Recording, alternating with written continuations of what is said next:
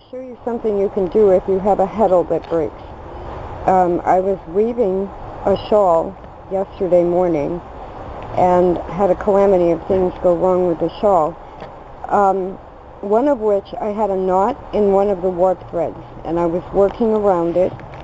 I pulled the heddle forward and then pushed it back, using it as a beater, and it broke one of the eyes for holding the warp thread. So then it broke it in half like that.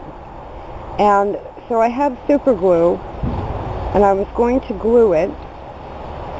And then I figured what's going to happen with that, this is a 12 dent heddle.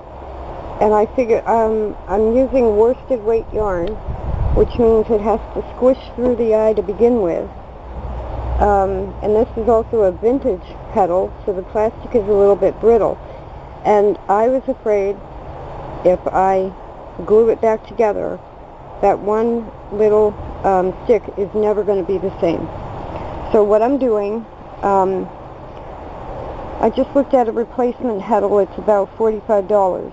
I do have, this is a 20-inch heddle. My next size up is 32. So this was a good size heddle for a lot of projects. But what I'm going to do, I almost threw it away, and I said, wait a minute, I can cut it in half. So I'm going to cut it in half. I'll have an 8-inch and about a 10-inch, two separate heddles. And obviously from now on, what I should have done with the project was, before I started weaving, removed that one warp thread and replaced it with a thread that didn't have a knot in it. And so this is kind of like, remember these things when you're weaving. It was just slightly too big to go through the eye. And what I was surprised at is that it broke the heddle. Because normally you just can't move it and it wouldn't go anywhere.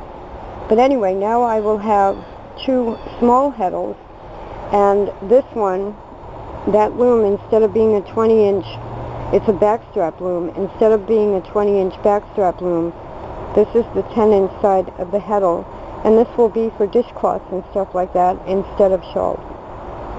So then I have a 16-inch heddle, which I can either use by itself for a narrow shawl or a long, wide scarf, or I can sew two pieces of that together to make a 30-inch, roughly 30-inch wide piece. So if you break a heddle like this, don't throw it away. What you can probably do, even if it had broken down here, I'm lucky it broke in the middle, because I now have two good-sized heddles. But even if it broke here, you can just cut that end off and still use the heddle. I am back at my warping frame, which is outside. And yesterday I was out here weaving, and I don't know, a bee was like hovering around my left ear. So I had to go back inside. An outdoor warping frame is really a plus. When you don't have a lot of space inside to be warping things. But anyway, this is the loom that I had the pink shawl project on that broke the heddle. So as you can see, what I've done is split the warp. The 10-inch part of the heddle, which is on the ground there, will accept 103 warp threads. And I have divided it off. The left section has 103 warp threads, and the right section I'll deal with when I get the left section done.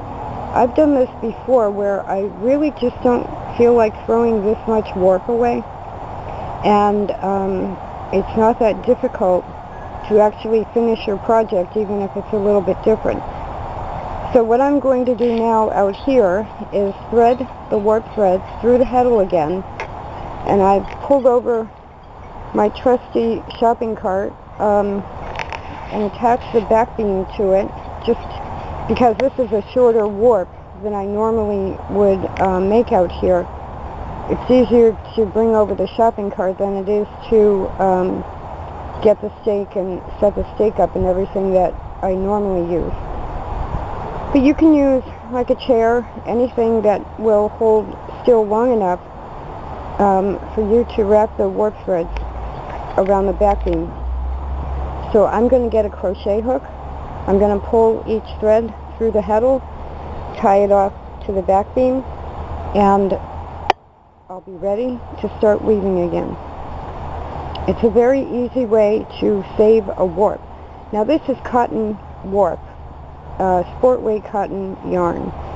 But if this were an expensive wool warp, such as the Navajo Churro warp, any of the commercial warps are expensive. This is a way you can save your project. When I get done with this half of it, I will cut it about 8 inches down from the back beam, and then do the same thing for the other side with the other part of the heddle, and end up with 2 pieces of fabric instead of 1. I might have called this the back beam. This would be the front beam that actually attaches to the backstrap belt and goes around my waist, and that's the back beam. So this is a way, if you break a heddle, don't panic. You'll just end up with 2 pieces of fabric instead of 1.